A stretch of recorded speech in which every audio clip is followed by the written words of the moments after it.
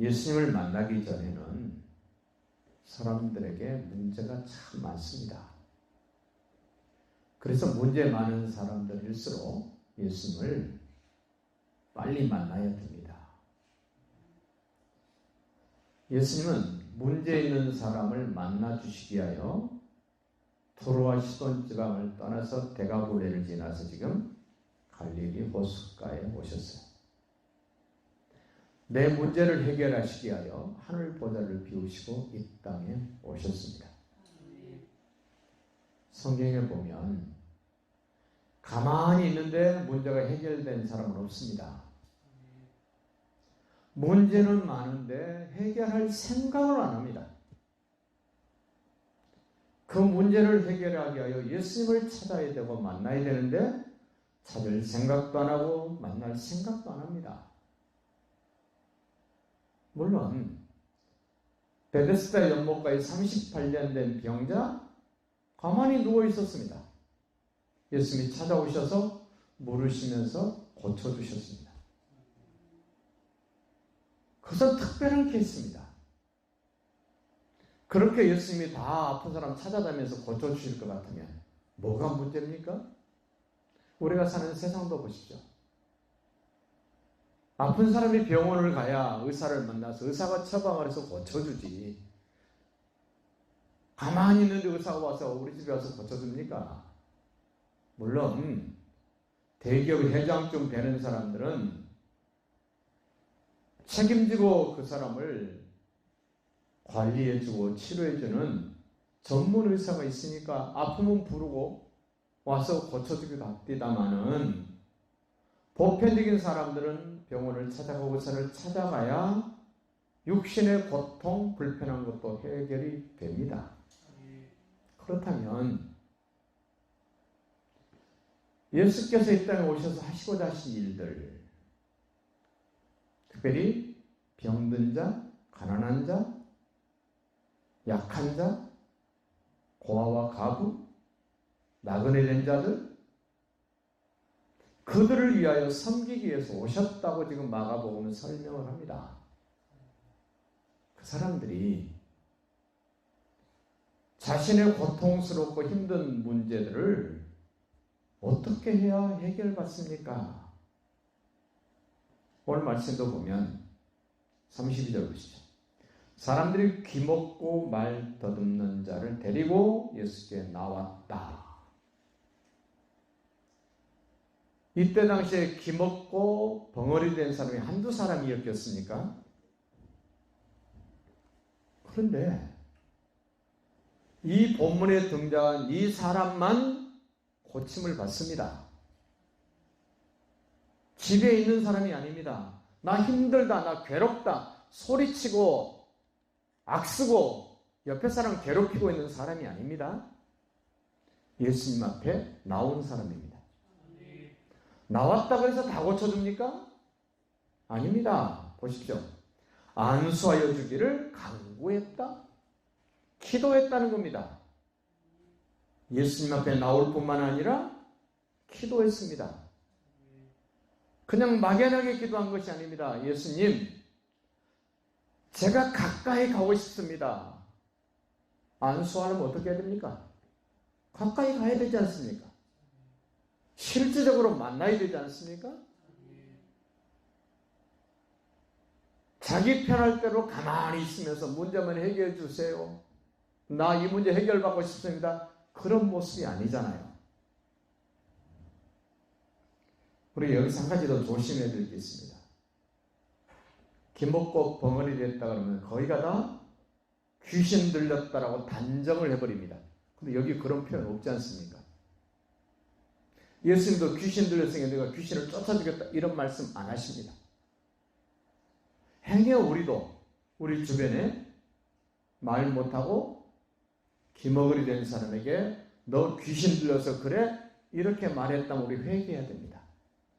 우리가 그렇게 치부함으로 인하여 그들이 주님 앞에 나오는 것에 걸림돌이 되고 그들이 주님 앞에 나오는데 문제가 되는 경우들이 더러 있기 때문에 우리는 무조건 병들었으면 귀신 들린 것이다, 소경되면 귀신 들렸다, 벙어리, 귀머거리, 귀신 들려서 그렇다라고 우리는 단정적으로 말해도 안 됩니다. 조심스럽게 써야 될 표현입니다.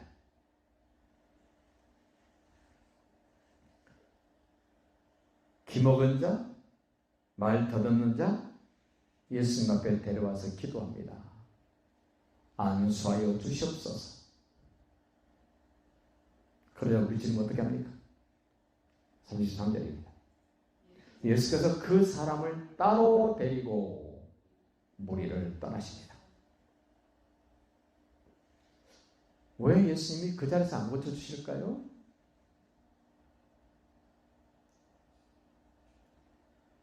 보는 것보다도 직접 고침받는 사람에게 집중하기 위해서 따로 데리고 갑니다. 그럼 한 가지를 기억하십시오. 제자들은 어떻게 할까요? 예수님 쫄쫄쫄쫄 따라갑니다. 무리들은 따라갈 수 없습니다. 볼 수 없습니다. 예수님 따로 데리고 갑니다. 제자들은 예수님을 따라갑니다. 여기서는 깨달아야 됩니다.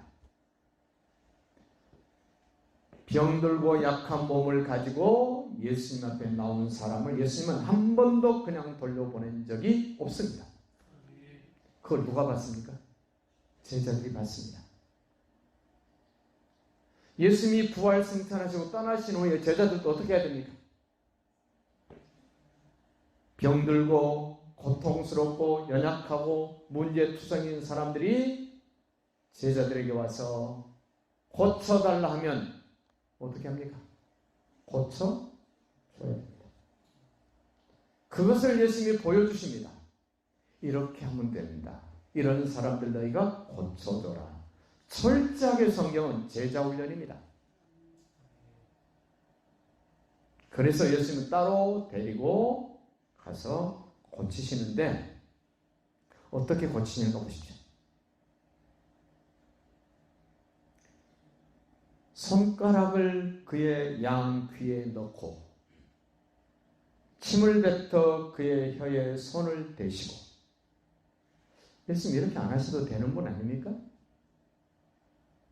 한마디 말씀만 해도 너 말하고 귀는 들리게 될지어다 해도 되실 텐데 왜 이렇게 구체적으로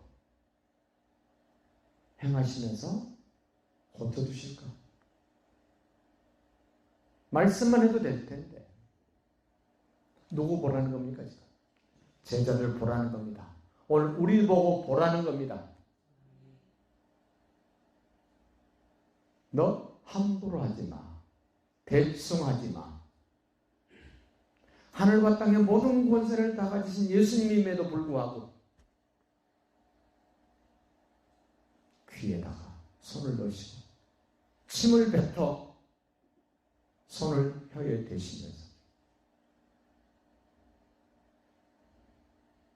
그걸로 끝나지 않습니다.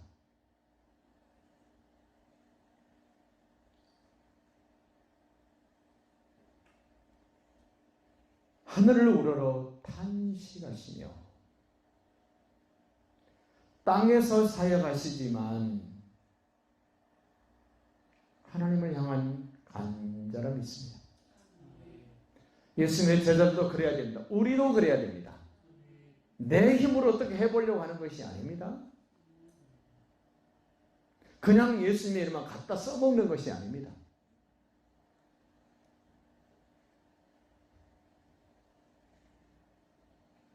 그리고 예수님 말씀합니다. 에바다 열려라.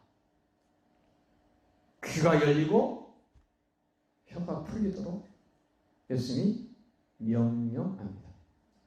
열려라.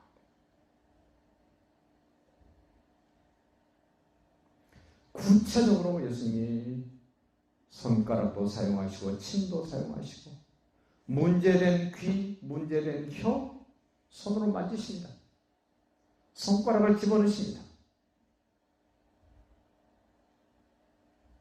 그리고는 열려라 명령합니다.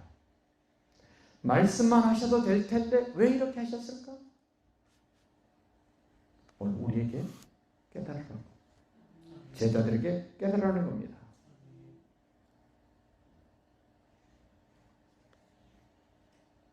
한 번도 듣지 못했던 사람이 듣습니다. 한 번도 말 못해본 사람이 말을 합니다. 왜 이렇게 하십니까? 예수님은 회복시키러 오셨습니다. 원래 하나님이 만들었던 모양대로 기능대로 회복시켜 주시기 위하여 오셨기 때문에 이렇게 하신 겁니다. 그래서 우리는 예수님이 오셔서 섬기는데 그냥 막무가내로 섬기는 것이 아니라 회복되도록 섬기시는 것. 우리도 예수님의 이름으로 다른 사람을 섬길 때 그냥 내가 힘써해서 당신을 섬깁니다 차원이 아니라 원래 하나님이 만들었던 모양과 기능대로 회복되어지도록 우리는 예수님의 이름으로 그 사람을 섬기는 것입니다.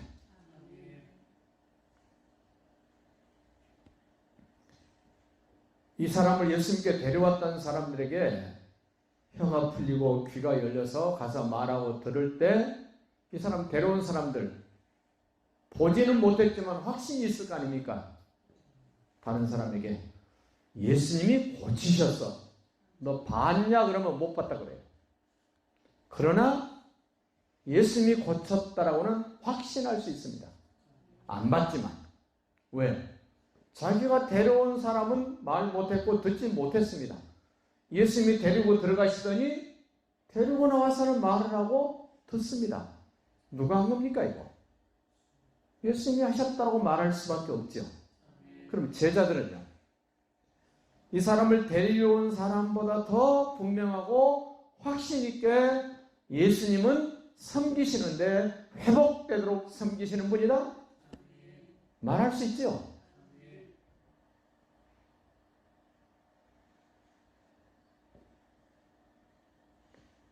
데려온 사람들은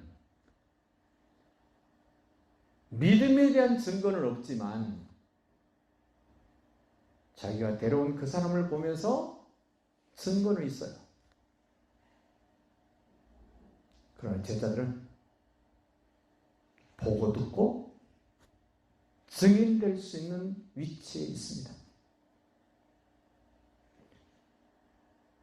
무리보다도 이 사람보다도 더 제자들은 확신 있게 예수는 하나님의 아들 그리스도시다. 말할 수 있어야 됩니다. 36절 보시죠. 그의 귀가 열리고 혀가 맺힌 것이 곧 풀려 말이 분명하여졌더라. 우리 주님 어떻게 하세요? 완벽하게 회복시켜 놓습니다. 제대로 회복시켜 놓습니다.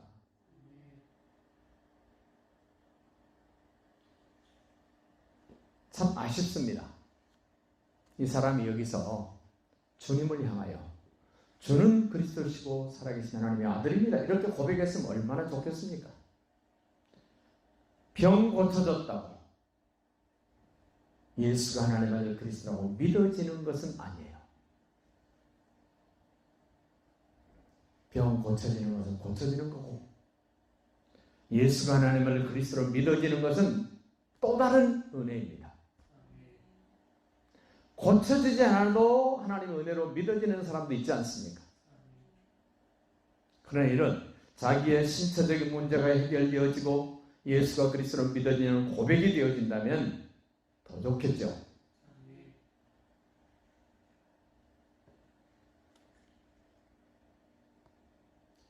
(37절) 봅시다. 사람들이 심히 놀라 이르되 그가 모든 것을 잘하였도다. 못 듣는 사람도 듣게 하고 말 못하는 사람도 말하게 한다.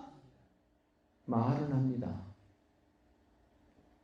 정말 우리 주님이 듣고 싶은 말씀 뭘까요? 주는 그리스도시오 살아계신 하나님의 아들이십니다. 이 고백을 누가 합니까? 제자가 합니다. 아무나 할 수 있는 고백이 아닙니다. 우리도 이런 성경 말씀을 통하여 예수님이 하신 것을 보고 들으면서 우리도 고백할 수 있습니다. 예수는 주님이시오. 예수는 하나님의 아들이요. 예수는 그리스도십니다. 누가 말할 수 있습니까? 은혜 입은 사람들이 말할 수 있습니다. 여기 육신의 문제를 고침받고도 간접적으로 봤던 사람들에 의해서 예수님이 이런 병을 고치고 이렇게 회복시켰다는 소문이 널리 퍼집니다. 예수님은 아무 일도 말하지 말라고 경고했음에도 불구하고 점점 더 예수님이 고치신다는 사실을, 회복시켰다는 사실을 전파합니다. 하지 말래도 했습니다. 우리는 영적인 문제도 해결됐고 육적인 문제도 해결받은 사람입니다. 육신의 문제만 해결받고도 우리 주님 나를 가서 전하지 말고 이야기하지 말라고 당부했는데도 전하고 전했다면, 영적인 문제 해결되고 육신적인 문제 해결받은 우리라면 어떻게 해야 됩니까? 우리 주님 말씀합니다. 땅끝까지를 내 증인 되라고까지 말씀을 하셨습니다. 그렇다면 우리는 해야 될 일이 딱 하나입니다. 전해야 됩니다. 분명히 가르쳐야 됩니다. 바울이 말합니다. 너희는 먹든지 마시든지 무엇을 하든지 하나님께 영광이 되게 하라. 정말 거듭나서 구원받은 사람, 영적인 문제, 육신의 문제 해결받은 사람은 단순합니다. 복잡할 게 없습니다. 자기 환경에 매이지도 않습니다. 주머니 사정에 매이지도 않습니다. 체면에 매이지도 않습니다. 딱 하나, 예수님께 매입니다. 말씀에 매입니다. 성령의 이끌림을 받습니다. 그것만 해도 바쁩니다. 다시 한번 생각합시다. 주님이 왜 오셨는가? 섬기기 위해서 오셨습니다. 어떤 사람을 섬기러 오셨습니까? 가난한 자, 병든 자, 약한 자, 나그네 된 자를 섬기러 오셨습니다. 그럼 우리는 어떤 자여야 합니까?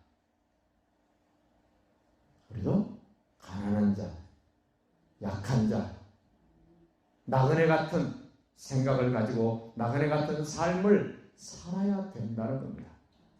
그리고 그렇게 사는 사람이 우리 주변에 보여질 때 우리 주님이 그들을 섬기신 것처럼 우리도 그들을 섬겨야 될 몫이 나의 몫이요, 우리의 몫이요, 교회의 몫입니다.